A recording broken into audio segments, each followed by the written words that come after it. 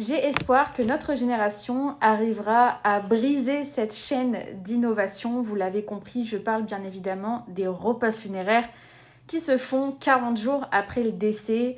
J'en ai déjà parlé, il s'agit d'une innovation. Bon, je sais que je vais me faire flinguer dans les commentaires, comme la précédente vidéo, parce qu'il y en a qui forcément parlent avec orgueil et ego, puisque pour eux, il s'agit simplement de coutumes, on fait ce qu'on veut, on fait rien de mal, il s'agit d'une sadaka. Eh bien non, comme je l'ai expliqué, les 40 jours, il n'y a aucun texte religieux en islam qui dit qu'il y a un lien avec l'âme après 40 jours, après le décès ou autre. C'est des coutumes pharaoniques qui pensaient que l'âme se détachait du corps après 40 jours. Il y en a qui pensent que c'est par rapport à la veuve, etc. C'est une ressemblance au peuple mécréant et ce n'est pas à faire.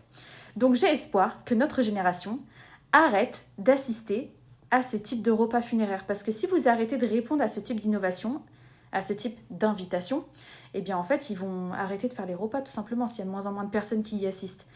Ça ne vous viendrait pas à l'idée de répondre à l'invitation d'une personne qui vous invite à son mariage rempli de musique, de mixité et d'alcool, par exemple?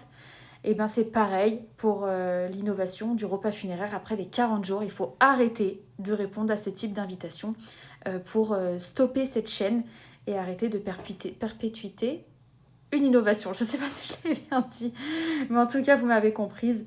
Voilà, c'était tout pour moi. Salam alaikum.